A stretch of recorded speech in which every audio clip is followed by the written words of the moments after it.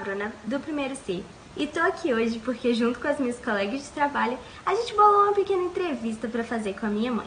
Assim, a gente vai descobrir um pouquinho mais da trajetória dela dentro do trabalho e ver como ela depende da matemática.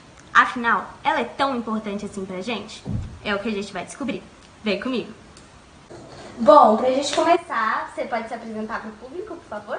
Boa tarde, meu nome é Natália, tenho 42 anos, vim bater um papo com vocês, tá? Muito obrigada pelo convite, tá sendo uma honra participar do trabalho de vocês. Bom, nos conte um pouquinho sobre a sua formação acadêmica. Ela tem a ver com a matemática? Sim, a minha formação acadêmica tem tudo a ver com a matemática, né? Eu sou economista, me formei em economia e também atuo muito forte com a matemática hoje em dia. Você sempre gostou da matemática ou você já pensou em trabalhar em outros ramos que não têm a ver com essa área exata que a matemática proporciona? Não, eu sempre gostei muito da matemática, primeiro porque eu acho que a matemática não tem meio certo, né? Ou tá certo ou tá errado, né? E eu sempre gostei por ser uma matéria exata. A sua trajetória dentro do banco, como foi? Então, quando eu fui para o banco eu tinha uns 21 anos, eu entrei como escriturária e fui seguindo a carreira interna, né? E aí, quando eu me tornei gerente, eu sempre trabalhei com o público alta renda. Então, hoje eu trabalho no Banco Safra, né? Trabalho com investimento e sempre trabalhei com isso. Eu trabalhei em 3 bancos, trabalhei no Bradesco Prime, no Santander Select e hoje, atualmente, como eu citei, eu estou no Banco Safra. E desde quando você depende da matemática para o trabalho? Não só dentro do banco, você já trabalhava com a matemática antes? Sim, a matemática, eu acho que ela nasce com a gente, né? A matemática, ela está sempre presente na vida da gente. E lá atrás, no meu primeiro emprego, eu tinha 17 anos, por mais que eu me formei em economia, eu fiz magistério. E aí eu trabalhei como professora de maternal e primeiro período. Então eu iniciei com a matemática com as crianças. O 2 mais 2. O 2 mais 2, o de 1 a 10. Então a matemática sempre foi muito presente na minha vida. Você pode dar um exemplo para a gente de como a matemática é importante para os bancários? Não só para os bancários, né, mas para o bancário principalmente, até para se dar um troco, para fazer uma conta, para fazer uma projeção de investimento, de uma rentabilidade. Então a gente está com a matemática, com os números muito presentes na vida da gente. E você já tinha falado isso antes, da praticidade da matemática, então você acha fácil trabalhar com matemática? Acho muito fácil. Hoje a matemática está no meu sangue, né? Eu falo que a matemática é como se fosse o ar que eu respiro, né?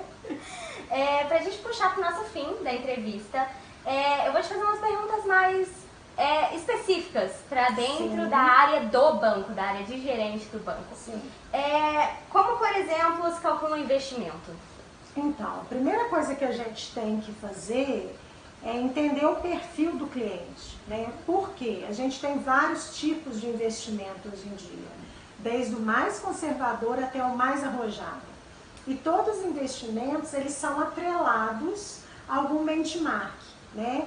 O mais conservador é o CDI, que é a taxa Selic, né? Que é uma taxa do governo anual. O mais arrojado, ele é um fundo de ações, a própria ação, ela é muito atrelada ao Ibovespa. E os multimercados, que ele está ali entre o meio, né? Então a gente sempre vai perguntar para o cliente esse perfil de risco. Eu não posso estar montando uma carteira arrojada para aquele cliente conservador, né? E a questão também de prazo, né? De prazo de vida. Aquele cliente que é mais novo, ele está disposto a correr muito mais risco, porque ele vai ver o médio e longo prazo. Agora aquele cliente mais idoso, que normalmente já passou por tudo, ele talvez não queira correr o risco. Ou também um jovem que está juntando um recurso para comprar um apartamento. Então a gente sabe que qualquer momento ele vai tirar aquele investimento do banco para adquirir, né, um imóvel. Então a gente não pode estar colocando um risco na carteira de um cliente desse, porque a gente acha que o investimento ele é preciso, né? Quem imaginava a gente ter uma pandemia ano passado, né? Então ninguém imaginava. Mexeu com a saúde, mexeu com a economia, mexeu com tudo. E isso, os investimentos também sofreram. Então aquele cliente que tinha um risco ali em março sofreu demais. E aquele cliente que precisava resgatar o seu investimento, se ele resgatasse naquele momento, ele simplesmente ia arcar com essa queda na carteira dele. Então aquele cliente que tinha mais tempo, tendo a visão de longo prazo, ele esperou, as coisas acalmaram e o mercado mudou. Tanto que a gente teve uma bolsa positiva, né, no final do ano, mesmo com a pandemia. Entendi. Então vocês puxam muito, vocês analisam o perfil do cliente, pelo que você diz. Um limite de crédito, por exemplo, você pega cada ficha de cada cliente, analisa e disponibiliza esse limite para eles. Não é algo padrão, igual a maioria das pessoas imaginam. Não, nada é padrão. Nem para um investimento, como eu citei, nem para um crédito. Né? Como que é feita essa análise de crédito? A idade, a gente não vai dar um crédito muito alto a longo prazo para um idoso de 80 anos. Porque a expectativa de vida é mais baixa. Uma pessoa mais nova, ela tende a ter um crédito mais alto, com parcelas mais longas. E a questão também da renda, né? A gente vai analisar a renda do cliente, a gente vai analisar o risco que ele tem no mercado, né? Um cliente, ele já tem, ele comprou um imóvel de 500 mil reais, e ele ganha hoje 7 mil reais. Então o banco vai fazer essa análise, será que 7 mil reais vai pagar a parcela que ele tem e eu posso mais liberar crédito para ele? Então é outro ponto de vista, né? Além da idade, além da renda. E a questão do risco Bacen, né? Para a gente ver o que ele tem tomado no mercado. E também a gente vai consultar restrição. E a questão da taxa também, isso pesa muito. Quanto maior a garantia, menor vai ser a taxa.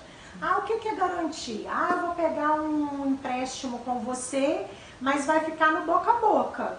Então eu vou te cobrar uma taxa mais alta. Olha, não, eu vou pegar, Banco Safra, um empréstimo com você, mas eu vou colocar o meu imóvel como garantia.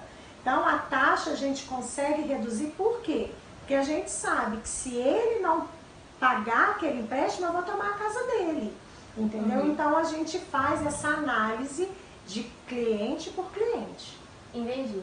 Bom, agora pra gente finalizar de verdade, eu queria te agradecer pela presença aqui e falando em nome de todo mundo pela essa pequena entrevista, por esse conhecimento que você trouxe pra gente, que eu acho que não é o que todo mundo imagina. Parece ser uma coisa muito mais fácil, quando você vê esse por trás, é muito diferente. E eu queria perguntar se você tem alguma mensagem para dar para as pessoas sobre, agora que a gente está escolhendo esse caminho do futuro, se a gente escolhe, tipo, se a gente usa realmente o que a gente vê na escola, pra gente se preparar assim mesmo. Então, eu que agradeço, foi um grande prazer falar com vocês, né? A mensagem que eu deixo para todos vocês é que escolha aquilo com amor, né? Para fazer aquilo que goste, porque eu acho que com amor tudo fica mais leve, né? E assim, não esqueçam da matemática, porque a matemática ela tá em todas as profissões, sabe? Não só no bancário. O engenheiro precisa da matemática, um médico precisa da matemática até para saber administrar, né, a medicação, o miligrama. Então, assim, é É isso que eu tenho para dizer, que façam realmente com amor e não esqueçam da matemática. Então, gente, foi isso. Muito obrigada para todo mundo que assistiu e até a próxima. Tchau! Matemática, a melhor amiga do homem. A matemática é a ciência do raciocínio lógico abstrato que estuda medidas, quantidades, espaços, enfim, basicamente tudo que está em volta de nós. Goste dela ou não, a matemática é um dos maiores motivos para as conquistas mais importantes da humanidade, e isso é inegável. Todos sabemos que os conhecimentos da matemática são importantes, mas o que muitos não pensam é que a matemática é utilizada por todos nós, mesmo muitos anos depois de sairmos da escola. Seja você um estudante, um médico, um mecânico ou até mesmo um laticínista, você utiliza a matemática de algum jeito. Para provar esse ponto, entrevistamos Cláudio Márcio Gomes, um laticinista da marca Nata Nobre aqui em Juiz de Fora. Boa tarde, senhor Cláudio Márcio. Boa tarde, tudo bem? Tudo bem, tudo bem. Muito bom poder te entrevistar aqui. Começo de conversa, para quem não sabe, qual é o seu nome? Meu nome é Cláudio Márcio Gomes, tenho 48 anos e estou no ramo de laticínios há pelo menos 30 anos. Você já frequentou a escola? Até que série? Perfeitamente, eu tenho ensino médio completo, o antigo segundo grau, né? E técnica em laticínios. O trabalho ele é sobre o uso da matemática em todas as profissões, ou seja, a gente queria entrevistar você justamente porque essa profissão à primeira vista não parece ter muito a ver com a matemática. Mas mesmo que ela não seja uma profissão nas áreas de exatas, você usa a matemática nela? E em que situações? A matemática está presente na minha profissão desde o início do dia, quando eu saio de casa, né, até quando eu termino meu dia, ou seja, eu saio de casa medindo o que eu gasto de combustível, a distância que eu percorro até a fábrica. Bom, aí tranquilo. Quando eu chego lá, logicamente, me adequo, o pessoal também se adequa à situação diária, e aí a gente vai receber matéria-prima. Então, desde a quantificação da matéria-prima, seja em litros de leite, ou em quilos, que seja no caso do creme, ou de outra matéria-prima, até no uso diário da matemática na quantificação ou nos exames laboratoriais que a gente tem que fazer nessas matérias-primas, para determinar qual a situação e que matéria a gente vai usar para qual produto. Você utiliza algum instrumento de medida? E qual? A gente tem lá a balança. A gente tem, por exemplo, para medir a quantidade de sólidos, vamos falar do leite, que é o produto mais conhecido, do leite. A gente tem o termolactodensímetro, para ver a densidade do produto. A gente tem o crioscópio para medir a quantidade de água que possa existir, uma possível fraude nesse produto. Então, quer dizer, tudo está ligado a percentual, ao que de repente a gente possa descobrir, no sentido tanto a matéria sendo boa para fabricação, quanto a matéria possivelmente possa ter fraude, alguma coisa assim, a gente descobre através da matemática também, com a densidade e com a crioscopia. Uma coisa que eu sei é que você usa máquinas também no seu trabalho. Você poderia me explicar como elas funcionam e para que você usa elas? Lá a gente tem máquina. É o seguinte, por exemplo, determinado produto que a gente tem que fazer a redução por cognição, por temperatura, então esse maquinário ele tem que ter uma certa rotação por minuto para cada produto, ou seja, doce de leite, eu tenho que ter uma rotação por minuto para que esse produto final seja adequado à legislação, seja adequado ao que eu quero vamos dizer assim, de sensorial. A mesma coisa é o requeijão, eu tenho uma determinada rotação nesse maquinário que eu coloco para que ele saia da maneira que eu quero que ele saia, certo? E tem outras máquinas também, de peso e de medida, dosadoras, que a gente de repente usa tempo e hora, dependendo da consistência do produto. A gente aplica uma determinada nomenclatura que ela vai de repente te dar tanto de produção por tanto de hora. Isso vai da capacidade do profissional de analisar, ver o que naquele momento aquele produto com aquela consistência está pedindo.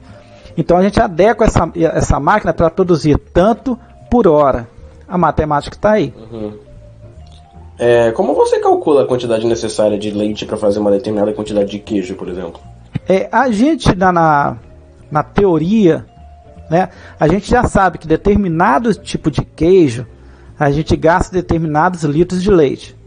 Então, a partir daí, eu vou fazer a composição desse leite, o que ele tem de proteínas, o que ele tem de caseína, o que ele tem de extrato seco, para eu determinar o que é mais viável eu fazer com ele. Ou seja lá um queijo reino, seja um queijo parmesão, seja um queijo Minas Fescal.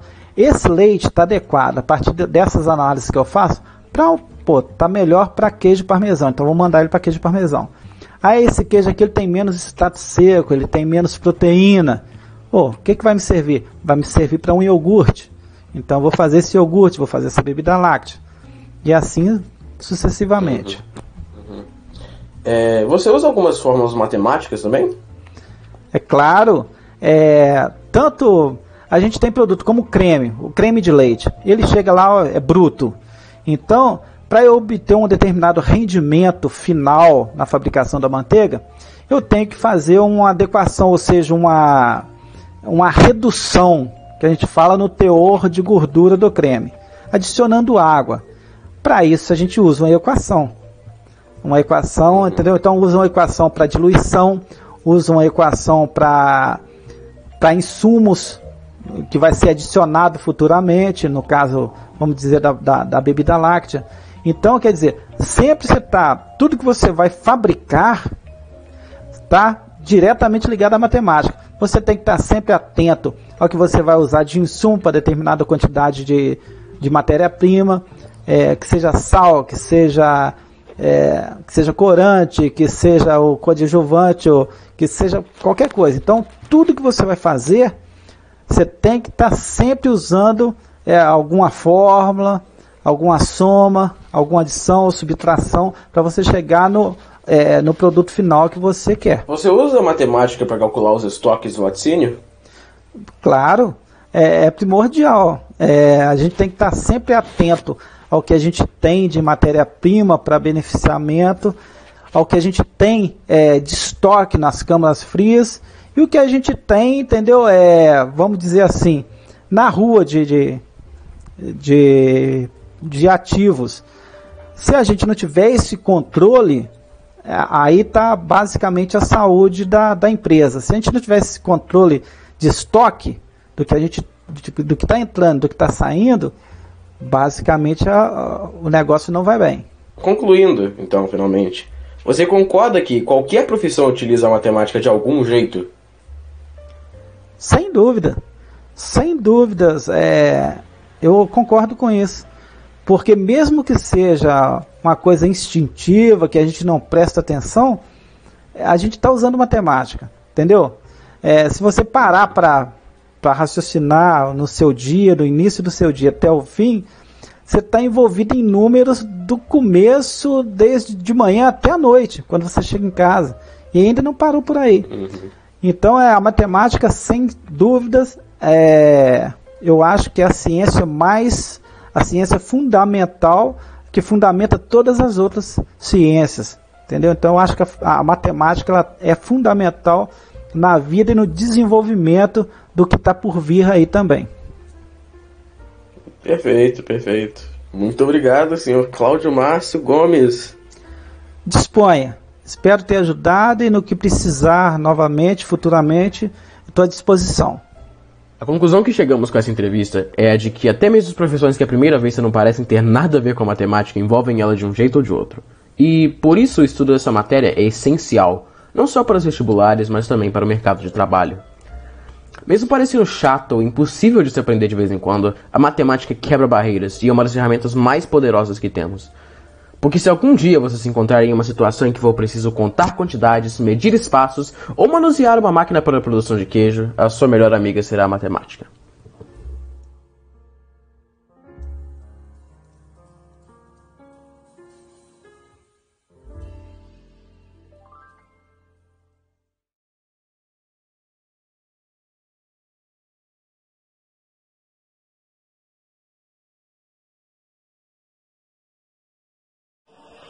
Estamos aqui com a Giovana. Ela vai contar pra gente como ela usa matemática no trabalho dela. Pode se apresentar, por favor. Meu nome é Giovana de Carvalho Castro, eu sou a tia da Sofia. Sou professora de História, trabalho com EJA, principalmente. E eu uso matemática em todos os meus registros dos meus alunos, cálculo de nota, valor de questões, média de aproveitamento, média de aprovação, índices de reensino, para calcular quais são aqueles alunos que apresentaram um índice de aproveitamento menor, para direcionar uma quantidade de questões que seja suficiente para avaliar a aprendizagem e considerar as possibilidades que a gente tem de aprovar esses alunos ou criar estratégias de reensino e reavaliação. De uma forma bem geral, assim, acho que é isso. Tá, mas matemática é só cálculos? Não, eu não sou uma especialista, né? É importante frisar isso. A minha área de trabalho é história. Mas eu penso a matemática para além da questão do cálculo. A gente tem possibilidade de história da matemática para os nossos alunos, a compreensão do raciocínio lógico, que é um segmento importante da matemática para a gente pensar soluções, não só soluções em termos de quantidade, mas em termos de observação de variáveis, de pensar problemas e de pensar distâncias. A matemática tem também uma relação com a inteligência espacial. E tem uma área da matemática que particularmente eu gosto muito, que é a etnomatemática, que é a matemática voltada para outras possibilidades de entender outras culturas e a sua relação com números. Quando eu trabalho as questões da cultura africana e afro-brasileira e a sua influência aqui no Brasil, na formação da nossa mentalidade, eu gosto sempre de trabalhar com meus alunos jogos de diferentes países do continente africano. A Mancala é um exemplo deles, ou Calar, depende da variação e da região de qual país eu esteja falando, mas que eu considero também uma perspectiva extremamente interessante da gente aprofundar as nossas possibilidades de pensar o desenvolvimento de raciocínio lógico atrelado à diversidade cultural e às possibilidades de expressões variadas aí por esse mundo afora. Tá bom, muito obrigada pela sua participação.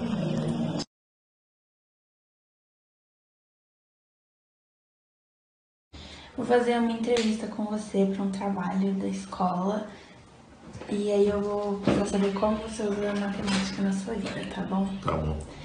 Qual que é o seu nome? Luiz Eduardo Ipre. E quantos anos você tem? 49. E você se formou em quê? Contabilidade. Sempre gostou de matemática? Sempre. Sim. E como que você utiliza a matemática? Várias formas. Para cálculo de imposto, faturamento da empresa, rescisão de funcionários, salário, férias, percentual de despesa, de gastos. E qual parte da matemática que você usa? Adição, subtração, soma, divisão, multiplicação, porcentagem. Entendi. E como você faz para calcular um imposto de renda? Tem que juntar todas as informações e apurar o imposto. Ver se vai dar imposto a pagar ou não. É muito complexo para te explicar assim. Mas de uma forma resumida, mais ou menos como da matemática que você usa para calcular o imposto? Fazendo conta. Vou somar todas as receitas da pessoa que ela recebeu durante o ano e as despesas que pode abater imposto a pagar ou não. É muito complexo para te explicar assim. Mas de uma forma resumida, mais ou menos como da matemática que você usa para calcular o imposto? Fazendo conta. Vou somar todas as receitas da pessoa que ela recebeu durante o ano e as despesas que pode abater no imposto de renda. E no final eu vou ver se vai dar imposto para ela pagar ou se ela vai ter alguma restituição. Se ela, durante o ano, ela teve imposto retido no salário dela. Aí, fazendo o ajuste anual, a gente verifica se a pessoa tem imposto para pagar mais ou se ela vai restituir alguma coisa. Ou então, se não vai dar nada. Entendi. Basicamente é isso. Um outro exemplo, quem você falou que você mais faz? Que você faz também? Cálculo de imposto da empresa. Como você faria isso? Por exemplo, a empresa ela vende, aí ela emite a nota fiscal. Aí a gente no final do mês junta todas as notas fiscais de venda e as notas fiscais de compra. Aí a gente vai, lança tudo no sistema e verifica qual foi o faturamento dela no mês. E a gente vai, faz as obrigações fiscais e apura o imposto para ela pagar. Então você usa porcentagem? Sim. Então tá, obrigada. Só isso? Só isso.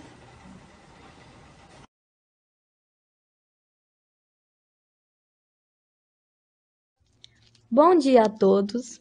Meu nome é Estela Mares, sou da turma do primeiro ano C e hoje estou aqui com a Ana Maria e vim entrevistá-la sobre a utilização da matemática em seu local de trabalho.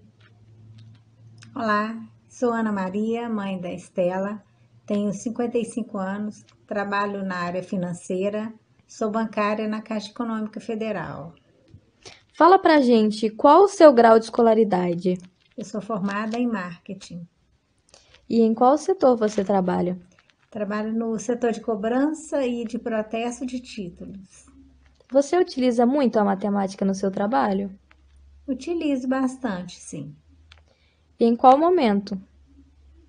Quando eu faço o cálculo dos títulos que vão a protesto, no cálculo das tarifas, a gente tem uma planilha. Essa planilha ela tem uma faixa de valores e dentro desses valores a gente calcula o valor da tarifa do título que vai ser enviado ao cartório. Você utiliza algum instrumento de medida? Sim, no caso eu utilizo a calculadora.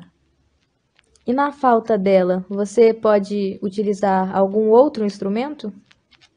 Normalmente a calculadora mesmo. Eu posso usar também a calculadora do Excel, mas seria o método de fazer o cálculo seria pela calculadora mesmo. A área em que você trabalha possui muitas figuras geométricas? Sim, na própria planilha do Excel, ela tem algumas figuras, tem os retângulos, quadrados, e também nas pesquisas que às vezes a gente precisa fazer na internet, aparecem algumas figuras geométricas, sim. Como você calcula as tarifas cobradas pelo cartório de protesto? Eles mandam para a gente uma planilha que ela tem faixas de valores.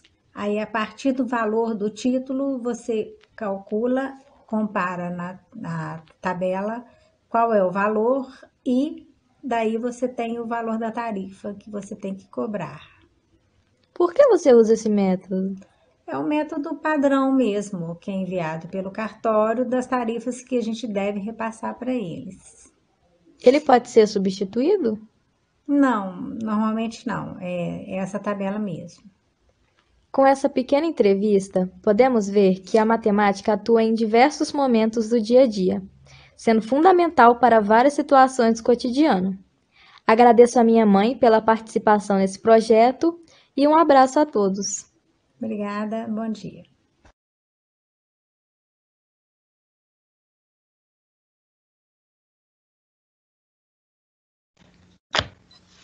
Oi, boa tarde, Cláudia, tudo bem? Boa tarde, tudo bem, Helena? A gente está dando início aqui ao nosso trabalho de Matemática 2. Nosso grupo é constituído pela Amanda, Lohane, Maria, né, sua filha, a Laila e eu, Helena. É um prazer te ter aqui com a gente. E assim, é um trabalho que a gente vai falar sobre a relação da matemática no nosso dia a dia, na sua profissão. Eu queria ouvir um pouco de você, para você se apresentar, falar um pouco da sua carreira. Sim.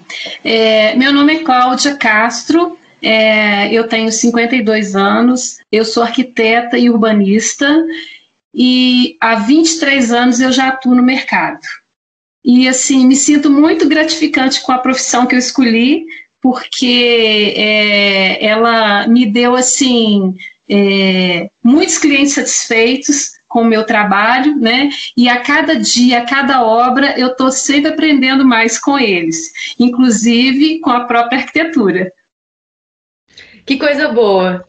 E a gente queria te fazer algumas perguntas, né? Começar pela Laila, acredito que essa interação vai ser muito boa para a gente te conhecer melhor o que você faz, né? A sua profissão.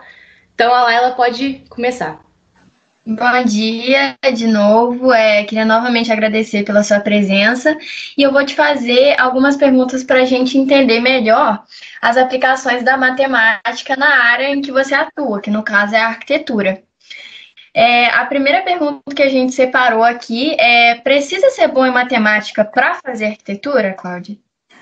Então, eu acho assim, um bom conhecimento da matemática é essencial.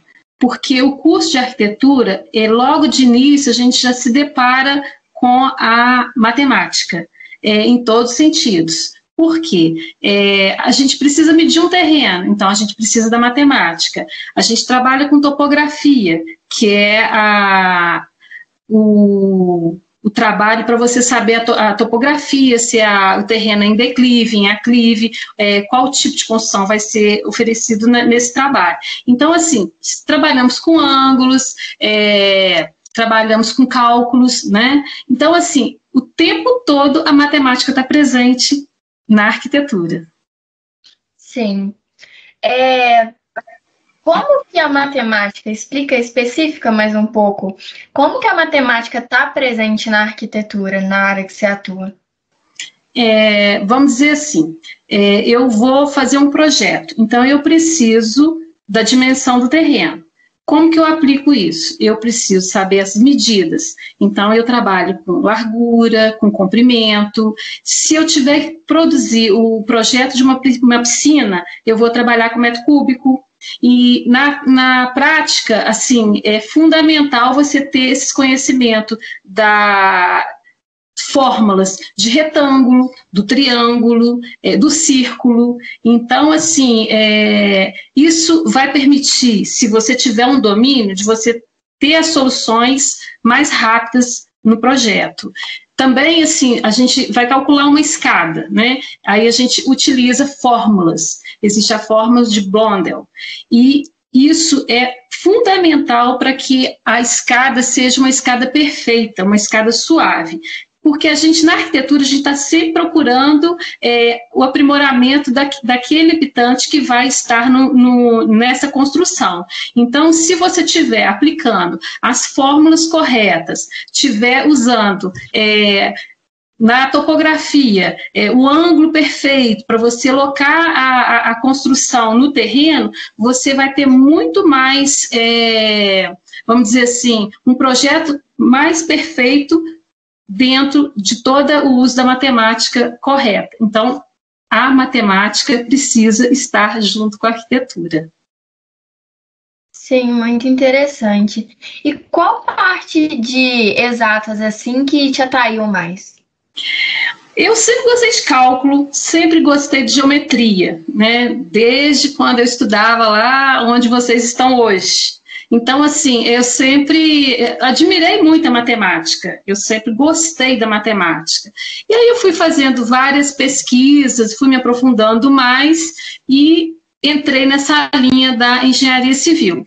Foi assim que eu fui assim, para a área de arquitetura, passando pela engenharia civil, seguindo para a arquitetura. E essa matéria teve alguma relação na hora de escolher a sua profissão? Essa matéria que você gostou mais de matemática, no caso a geometria que você citou? Sim, sim, ela contribuiu muito, muito, muito, porque por eu gostar, né, da parte de cálculo, assim, tá bem conectada com a matemática, eu fui na linha da engenharia. E aí foi quando eu decidi que eu assim, era uma área que eu gostava muito e eu me identifiquei com essas matérias e eu vi que, para mim, a arquitetura seria, assim, um campo bem satisfatório. Então, eu me envolvi mais e fui fazendo pesquisas e enquadrei dentro dessa área de exatas. Agora a Helena vai te fazer mais algumas perguntas para a gente dar uma modificada. Tá bom.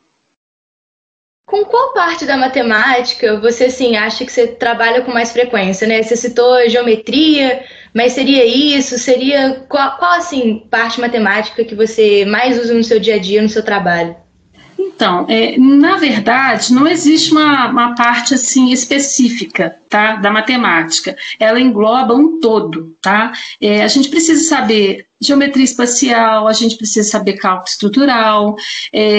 Quando a gente vai dimensionar uma piscina, o volume de água que vai ter, uma caixa d'água, o volume. Então, assim, para dimensionar um compartimento, eu preciso saber ler ângulos, vértices. Então, assim, na matemática, como um todo, ela contribui em geral. Então, não existe, assim, vamos dizer assim, a parte específica, tá? Porque, dependendo do setor que a gente vai trabalhar, você está usando a matemática a toda hora. Então, assim, é o dia a dia. Não tem como escapar. A matemática tem que estar presente, tá? Ela realmente fundamental, tá em todo lugar, até nas pequenas partes, né? Mas você considera alguma característica ou algum fator, assim, indispensável para a sua profissão? Não só da parte da matemática, mas também, assim, para ser uma arquiteta, no geral. Assim, fundamental, a pessoa tem que gostar da matemática. Isso seria fundamental, porque ela vai estar ligada a todo momento com a matemática. E assim, eu vejo assim que muito importante estar sempre fazendo pesquisa, né? Ver desde quando surgiu lá na antiguidade, todo aquele trabalho que foi feito em cima das obras, até chegar na arquitetura moderna, que é hoje. Então, assim, os cálculos, né, cada dia mais assim, se aprimorando, a gente procura sempre estar fazendo obras grandiosas, que necessita de vãos muito grandes. Então, assim, dentro da matemática, tudo que você puder saber e adquirir informação vai ser muito valioso dentro do curso de arquitetura em si. E você teria, assim, algum conselho para dar para os futuros arquitetos que podem estar assistindo? Então, conselho pesquisa, muito estudo, tá sempre, assim, em sintonia com o que está ocorrendo no mercado. Se a pessoa deseja assim, entrar na área, porque a área de arquitetura ela é muito ampla, tá? Tem arquitetura de interior, tem arquitetura paisagística, então, assim, em resumo, você tem que estar a par do que está acontecendo no momento, tá? Hoje, por exemplo, a gente está sempre tendo novos processos construtivos, com alvenaria estrutural, com vários tipos de materiais que no passado a gente não usava e hoje está usando. Então, assim, visitar feiras, tá ouvindo, assim, e visitando também obras. Se a pessoa tem interesse de entrar na área, ela hoje tem, assim, a possibilidade dela fazer várias visitas em obras, em prédios que estão sendo lançados. Então, você vai tendo um contato com o espaço, com o que é arquitetura, porque existe também dentro da arquitetura a decoração. Então, assim, até a pessoa se direcionar para que lado que ela quer, ela tem que fazer esse apanhado, mas isso vai com o tempo também, porque durante o período da faculdade, você vai tendo, assim, a possibilidade de enxergar e ver a que direção você vai tomar. Tem a parte também de luminotécnica, que é uma parte fundamental hoje, que faz com que os ambientes fiquem lindos, se você souber trabalhar a luminotécnica, e essa luminotécnica, ela é toda em cálculo, então, assim, você tem que estar a par da matemática para poder usar as fórmulas e estar dimensionando corretamente o ambiente, que o ser humano, né, está aí habitando, que a gente necessita disso, né, a todo momento. Com certeza, com certeza. Eu acho que ficou muito claro, né, que a matemática é não só fundamental, como é uma parte muito, muito bonita, muito importante do trabalho, né? É a parte de um todo.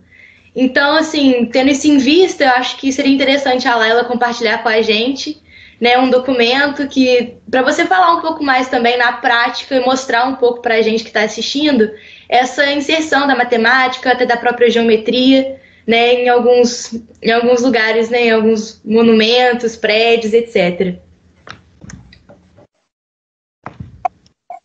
Tá compartilhando aí, gente? Sim, sim. Isso, aí carregou.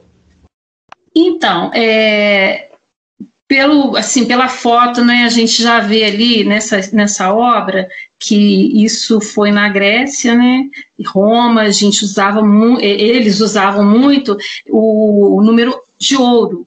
Então, esse número de ouro foi sendo descoberto ao tempo, que dava uma simetria, harmonia nas construções, e tudo envolve a matemática, né? E esse número de ouro, ele é dado pela letra Φ, e aí ele tem uma dízima, né? Ele é um número que foi feito em cima de uma dízima, e aí ele vai dar, dentro desses cálculos, a proporção correta de uma construção, para ela ficar assim harmoniosa, né, aos olhos humanos.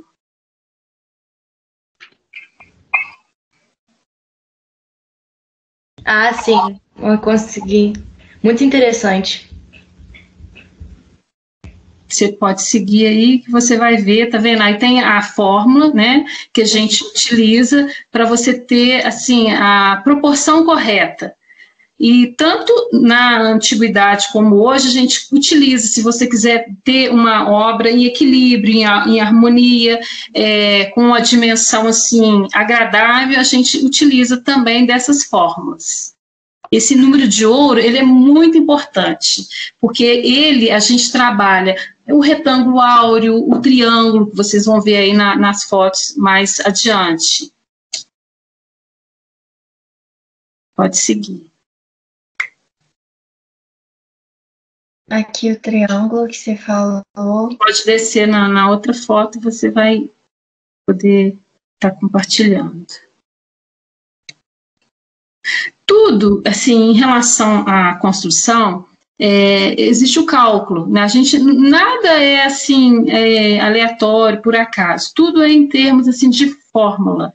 A gente tem medidas a seguir, proporções, inclusive, assim, até mesmo no ambiente, que seja uma casa mais simples, o que é mais adequado para um ser humano habitar. Então, assim, num compartimento de quarto, temos a medida mínima, temos a medida máxima, e tudo envolve a matemática. Tá? Aí você está vendo uma foto aí de uma decoração, né, da parte de iluminação. Então, assim, tudo segue técnicas de cálculo para se chegar ao projeto correto. Se a gente segue a linha, né, aquilo que foi estudado por muitos anos, a gente tem, assim, o prazer de fazer algo que vai ser satisfatório para quem vai habitar. Então, assim, a matemática, ela está realmente presente na área de arquitetura, de engenharia em si. Cláudio, muito obrigada. Eu acho que foi, assim, esclarecedor. É muito bom, assim, saber, conseguir enxergar como a matemática é fundamental, importante e está presente em coisas que a gente nem imaginava, né? Muito interessante as curiosidades que você trouxe, a maneira como você fala da sua profissão é muito bonita, você domina muito bem.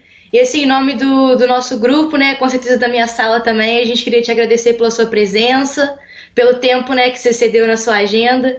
Então, muito obrigada, eu espero que a gente possa trabalhar juntas, né, em um determinado momento, fazer outras entrevistas, outros trabalhos. Sim, eu que agradeço, né, a participação aí, de vocês terem me convidado. Assim, o tempo é até reduzido para a gente falar, assim, a gama que é a matemática dentro da arquitetura, né? Então, assim, é um tempo reduzido, mas com um pouquinho a gente conseguiu atingir o objetivo aí. E um alerta e uma dica que eu dou para vocês, assim, que ainda nem sei se já escolheram a profissão, se depende de algumas informações, é pesquisar o curso. É um curso muito bonito, arquitetura, tem que gostar de matemática e, assim, fazer pesquisas, entendeu? Entrosar. Essa fase que vocês estão agora, essa parte de estudo, ela é fundamental e vocês vão levar ela para frente. Vai precisar muito de tudo. A regra do triângulo, do retângulo, a trigonometria, tudo está assim. Se você for seguir a área de exatas, você precisa, assim, estar bem informada nessa parte. Eu agradeço muito, tá, o convite e espero que tenha contribuído aí com o trabalho de vocês. Com toda certeza. Muito obrigada, Cláudia. Foi um prazer. Obrigada. Tchau. Tchau. Bom dia, meu nome é Vitor Rosani e hoje eu estou aqui para fazer uma entrevista com meu pai e ele vai começar a se apresentar. Bom dia, meu nome é Telmo, tenho 45 anos, eu fiz curso superior em psicologia, né, que fiz na Universidade Federal de Juiz de Fora, depois eu ainda fiz o curso de mestrado, doutorado e pós-doutorado na mesma área. Você percebe muitas estatísticas ou dados matemáticos nos artigos que lê? A maioria dos artigos que eu escrevo ou que eu leio, né, são baseados em metodologias quantitativas, e aí é todo feito em modelos matemáticos para os resultados da pesquisa, né? Ao analisar determinado grupo, você tira porcentagens ou constrói gráficos a partir desses resultados? Sim, uma das análises que a gente faz por frequência, análise estatística descritiva, que contém frequência, média, mediana e outros dados também que a gente usa fórmulas ou modelos matemáticos para predizer alguns comportamentos, né? Antes de começar o estudo, você tem costume de recorrer aos dados matemáticos? Sim, é uma parte importante da parte da pesquisa, né? Que a psicologia você tem tanta parte de aplicação do conhecimento que a gente usa a matemática também. Por exemplo, um exemplo talvez mais conhecido de todo mundo é o teste de inteligência, que é o famoso QI. O QI nada mais é do que a partir de um pressuposto teórico de inteligência, né? A gente pede para a pessoa desempenhar algumas funções e essa medida, isso que a gente chama de inteligência, é interpretado por uma fórmula e um dado matemático. Então, o número do QI é resultado de uma fórmula que a gente tem que mede a inteligência de uma pessoa e mede, chama de coeficiente de inteligência, que é uma fórmula matemática. E quando na parte da pesquisa a gente também utiliza isso, então toda a testagem psicológica é baseada em modelos matemáticos, principalmente da distribuição populacional. A gente compara o comportamento em função de do desempenho de outras pessoas num determinado tema. E quando a gente vai fazer pesquisa, o primeiro passo é justamente fazer um plano de análise bem feito e em função disso a gente tenta fazer um planejamento qual é o melhor recurso matemático e estatístico para responder melhor aquela pesquisa que a gente vai fazer, né?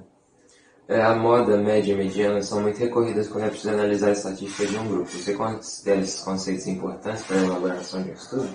Principalmente dos testes psicológicos, a gente usa esses conceitos como os mais fundamentais e mais importantes. Como eu disse, a gente tem um pressuposto que o comportamento humano ele tem alguns padrões, e você tem padrões mais comuns ou mais recorrentes, que seriam as modas, que a gente calcula através da moda, e através de outras medidas de tendência central, como média e mediana. E a partir dessa distribuição, a partir dessa medição, a gente consegue entender quais são os comportamentos que se distanciam mais da maioria da população, com esse cálculo dessa mediana ou da média, ou até da moda. E aí a gente calcula o quanto que esses comportamentos eles vão se diferenciar para cima ou para baixo dessa média que a gente calcula. Uhum.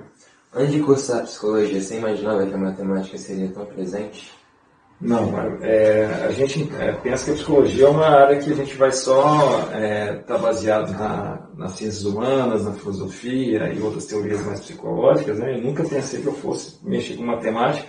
Inclusive foi um dos motivos que eu escolhi a psicologia, porque eu já tinha feito outros cursos anteriores e escolhido como administração e agronomia, que era uma matemática mais pura, e eu fui fugir da matemática quando eu fui escolher a psicologia.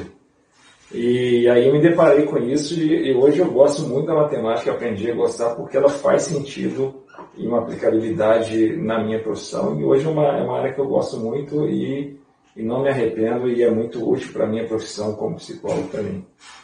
Os dados matemáticos são coletados em pesquisa psicológica, eles estão muito presentes em palestras, livros. Qual a importância que você dá a isso? É importante porque a gente trabalha uma perspectiva hoje muito forte na psicologia, que é a psicologia baseada em evidências, né?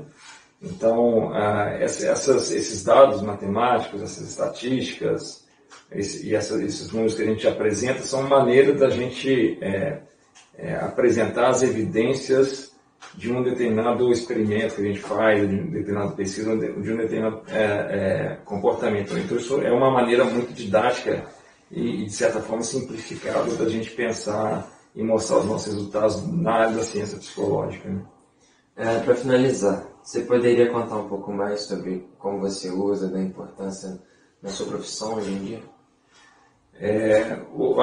A matemática ela está presente como uma ferramenta importante da psicologia nas várias áreas. A psicologia ela é muito variada, né? Você tem tanto a psicologia do trabalho, organizacional, a psicologia clínica, a parte de pesquisa, a psicologia social. Então são ferramentas que ajudam muita gente a organizar, sistematizar um pouco o nosso conhecimento, tanto para aplicabilidade prática, nos ajuda, por exemplo, hoje é muito comum, um exemplo prático de como isso é importante. Hoje vocês usam muito internet e rede social, etc. Hoje a psicologia tem uma das áreas mais avançadas, tem sido o que a gente chama de aprendizagem de máquina. A gente consegue hoje, através da forma como vocês usam a internet, a gente predizer alguns comportamentos. Isso é feito com fórmulas matemáticas, com logaritmos, com equação de reta, pela simples maneira de vocês, o comportamento de vocês utilizarem determinados conteúdos, clicarem, terem interesse e acessarem algumas coisas, a gente consegue, existe uma área que consegue predizer alguns comportamentos ou até alguns problemas como depressão, ansiedade, com esse acesso. Um exemplo muito clássico que a gente conhece muito e a gente usa muito isso pela Big Data, que é chamada hoje, que é grandes bancos de dados que são transformados em dados matemáticos e aí em parceria com a tecnologia da informação, com estatísticos, a gente prediz alguns comportamentos. Um dado bastante comum que aconteceu e virou um exemplo disso era uma jovem de 14 anos dos Estados Unidos que começou a receber do Google propagandas via correspondência de produtos de bebê, né? Chegou na casa dela e os pais receberam começaram a ver essas propagandas e ficaram muito chateados e processaram o Google porque estavam mandando produtos de bebê de uma filha que ainda era virgem, né? O que aconteceu? Eles processaram e passaram-se 2 meses, a filha estava grávida. Então, o Google conseguiu predizer, por exemplo, a gravidez dessa menina que, pela maneira como ela pesquisava as coisas do Google, a maneira como ela navegava, o Google conseguiu, com esses dados matemáticos, fazer uma predição de gravidez dessa menina, não sabia a idade dela, obviamente, e começou já a tentar vender os produtos que ela não ia precisar daí para frente, né? Então, é uma área bastante avançada e essa são a aplicabilidade de como a gente pode usar a matemática para várias coisas. Muito obrigado. De nada. Um abraço.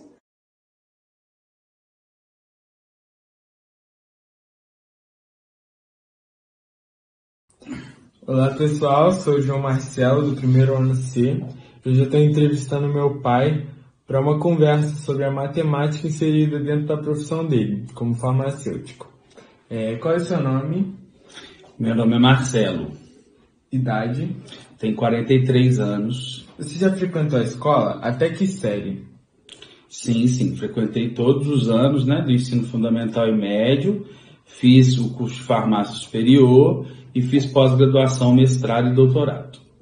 Como você calcula o valor de forma medicamentosa com diversos componentes na fórmula? Bom, sempre que a gente vai preparar uma fórmula, a gente, né, tem, como você pergunta, diversos componentes. Então, para a gente calcular o preço dessa fórmula, a gente tem que levar em conta o preço de cada componente pela quantidade desses componentes que vão ser utilizados. Além disso, toda empresa que fabrica algum tipo de medicamento, ela tem um custo fixo por fórmula. Então, o preço final do produto ele leva em consideração o custo fixo por fórmula. Esse custo fixo leva em conta a embalagem, todos os custos da empresa, mais os custos de cada um dos produtos que vão ser adicionados nessa fórmula, proporcionais à quantidade de cada um. Qual instrumento você usa para medir componentes na fórmula baseada em peso? Bom, normalmente a gente utiliza balanças, né? Balanças que a gente chama de balanças de precisão, para adicionar qualquer produto a qualquer medicamento baseado em peso. E qual instrumento você usa para medir componentes na fórmula baseada em líquido? Bom, as fórmulas líquidas elas têm uma variabilidade, porque alguns produtos líquidos eles também são comercializados ou são entregues ao consumidor em embalagens por peso. Então, dependendo do tipo de produto, algumas fórmulas líquidas ou semissólidas, como a gente chama, elas são baseadas em peso e a gente mede também em balanças. Mas algumas fórmulas líquidas são medidas em volume. E para essa medida de volume a gente utiliza vidrarias, por exemplo, provetas. São instrumentos que são utilizados com essa finalidade. Quando você vai fazer um comprimido, qual a quantidade de componentes? Bom, cada comprimido, né, normalmente um medicamento, ele tem o que a gente chama de princípio ativo, aquela substância que vai ser ativa. Essa substância, normalmente, ela é adicionada em quantidades muito pequenas comparada ao peso do comprimido. Então, por exemplo, né, um medicamento que todo mundo conhece, a aspirina. Eu tenho comprimidos de 500 miligramas de aspirina, mas esse comprimido ele pesa da ordem de gramas. Então, eu vou adicionar, além dos 500 miligramas do princípio ativo, eu vou adicionar quantidade suficiente para formar um comprimido. E aí vai depender do tamanho do comprimido, eu vou ter esses outros, a gente chama de excipientes, que são esses outros componentes que são adicionados à fórmula. Sim.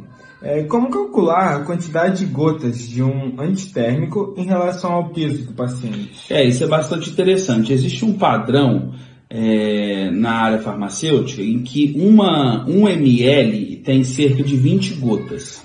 Então a gente precisa saber qual que é a dose do medicamento e qual que é a concentração que aquele medicamento é apresentado, né, no produto que você vai utilizar. Por exemplo, se eu tenho que a dose para uma pessoa adulta é de 200 miligramas, e eu pego aquela formulação, aquele medicamento, e lá está escrito que a concentração é 200 miligramas por ml. Então aquela pessoa tem que tomar 200 miligramas, ou seja, ela tem que tomar 1 ml. Como 1 ml equivale a aproximadamente 20 gotas, essa pessoa vai tomar 20 gotas, que equivale a 1 ml, naquela formulação que é 200 miligramas por ml, aquela pessoa está tomando as 200 miligramas que ela precisa tomar. Alunos, muito obrigado.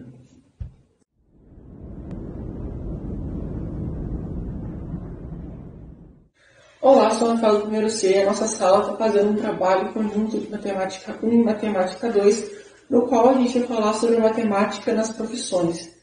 E uma das profissões que a gente escolheu é a enfermagem, por isso a gente trouxe aqui a Bárbara. Ela é uma enfermeira e ela vai conversar com a gente sobre esses assuntos e sobre esses usos da matemática nas profissões. Bárbara, quando você se formou? Eu me formei em 2006, pela Uniparte Leopoldina. E na universidade, qual era a sua matéria favorita? Eu gostava bastante de embriologia, citologia e farmacologia. E elas tinham alguma ligação com a matemática? Não, quase nenhuma. E você teve algumas aulas voltadas à matemática, voltadas para essa matéria? Tive sim. Eu comecei a ver matemática na bioestatística, que é uma matéria que trabalha, né, a construção de gráficos sobre a incidência e prevalência de determinada doença ou agravo, né, em determinada região ou época, né? Por exemplo, igual agora a gente está vendo coronavírus, às vezes surtos de dengue, surtos de doenças, né, específicas. Então, nesse momento, a gente teve, sim, o uso da matemática, né, que era a média, moda, mediana. Verdade. E você pode citar alguns exemplos práticos da matemática na sua profissão? Posso sim. A matemática funciona na minha profissão no cálculo do gotejamento, né, das infusões venosas, soroterapia, também no aprazamento das medicações, né, que, às vezes, né, 12 em 12, 6 em 6, né, de acordo com a prescrição do médico. Também na aferição dos sinais vitais, né, que é o pulso, a frequência respiratória. Nesse caso, a gente tem que ser rápido, então a gente afere esse sinal por 15 segundos e multiplica por 4. Então, você tem aí o parâmetro de minuto.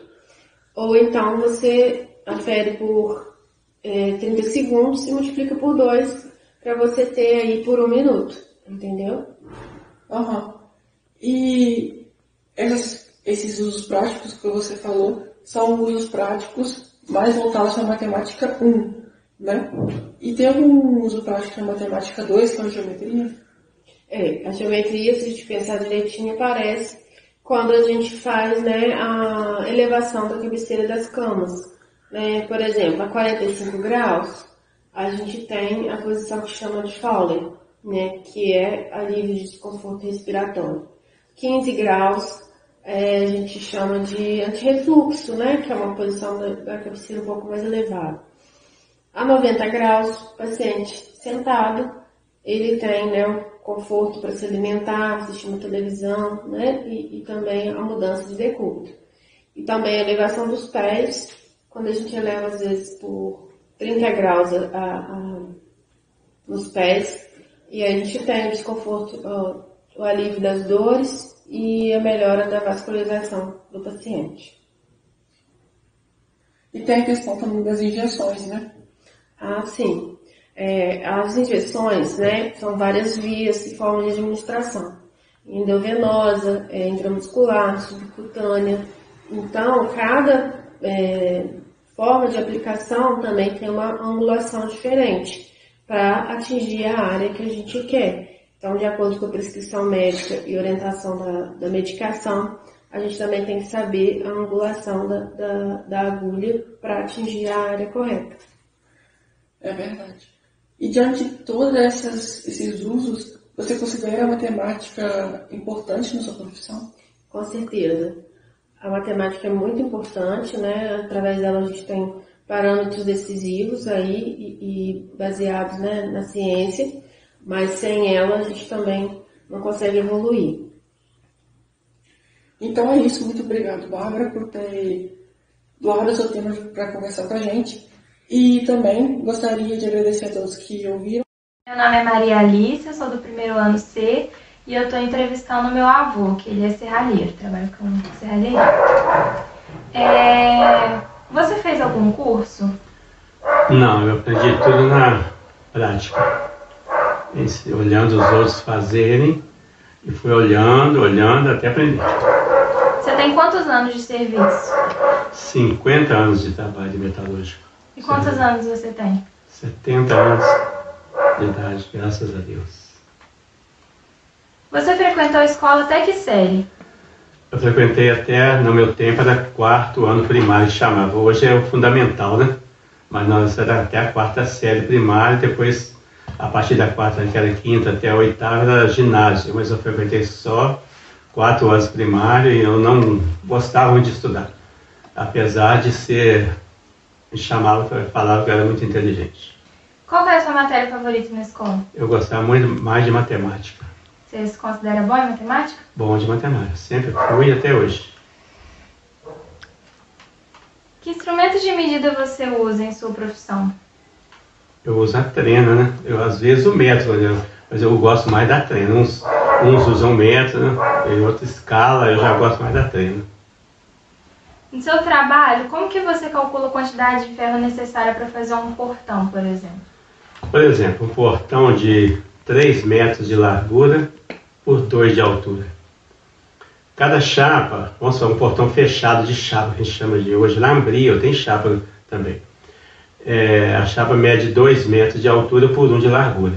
Então, por exemplo, eu gasto 3 chapas para fazer um portão e tenho as laterais do portão que nós chamamos de montante ou coluna e as partes horizontais de cima e de baixo, então, vamos supor, 3 metros em cima, 3 embaixo. Cada coluna 2 metros, eu gasto 10 metros para fazer um portão de chapa fechado. Se quiser fazer um portão por exemplo, de vergalhão ou ferro chato, que nós usamos muito, ou o próprio metalon, a gente calcula da seguinte forma: cada metro gasta 9 barras. Então, se eu tenho um portão de 3 metros, 9 vezes 3, 27, eu vou gastar 27 barras de 2 metros. Que é igual a 54, então são 9 barras de 6 metros, cada barra de ferro tem 6 metros. E mais as laterais, as colunas, 2 metros de cada, 2 de lá, 3 em cima e 3 embaixo, eu vou gastar 10 metros dessa parte de colunas e a parte de cima, que é a horizontal.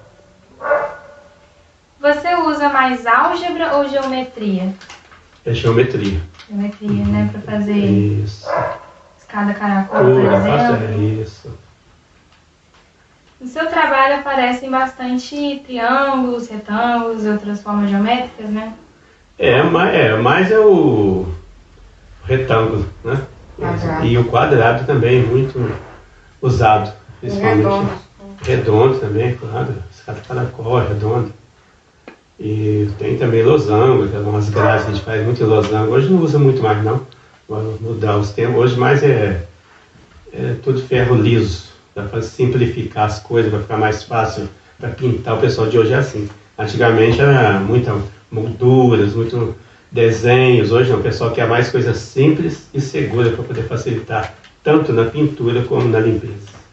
Tem alguma diferença assim grande entre a época mais antiga de fazer as peças de ferro do que para hoje? Diferença? Uhum. Diferença, igual eu falei, antigamente, eu vou falar antigamente, porque eu sou bem antigo, né? 70 anos, então hoje tudo é mais fácil. Nos tempos antigos era muito valorizado, é um artesanal e o pessoal valorizava muito isso. Ter muitas casas antigas, ver as casas antigas, que é no centro da cidade, né, nos bairros mais nobres. Então você vê que as coisas são mais bonitas, mas era muito trabalhoso. Hoje ninguém quer isso mais. Eu já expliquei antes, o pessoal quer mais simples e às vezes alguns recorrem a esse sistema. A gente tem que ir lá tirar uma foto, né, copiar, desenhar para poder fazer, mas é errado. A maioria das pessoas prefere as coisas mais simples e mais seguras de hoje. Muito obrigada pela sua atenção nessa entrevista. Olá, bom dia a todos. Sou aluno do primeiro ano C e estou aqui fazendo uma pequena entrevista. Qual o seu nome e sua formação profissional? Bom dia a todos. Meu nome é Sheila Laval e a minha formação profissional é pedagogia. Você atua em qual área? Na área de educação mesmo. Como a matemática pode auxiliar em sua profissão? Bem, atualmente eu estou na direção de uma escola da Rede Municipal de Ensino de Juiz de Fora, então eu acredito que na escola não é diferente como todos os outros lugares onde a matemática se faz muito presente, né? E como é que eu posso citar? Num cálculo, né, número de alunos, número total, né, de evasão, no cálculo, na compra, no momento da compra de materiais para execução de trabalhos pelos alunos, né? A gente, no momento que vai fazer essa compra, a gente tem todo um cálculo que a matemática nos ampara nesse sentido. Você utiliza geometria no trabalho? Se sim, qual a frequência? Não é diferente, né? A geometria também se faz muito presente. E no momento de fazer um cálculo de uma área, né, para construção de uma brinquedoteca, no momento de uma pintura de uma quadra,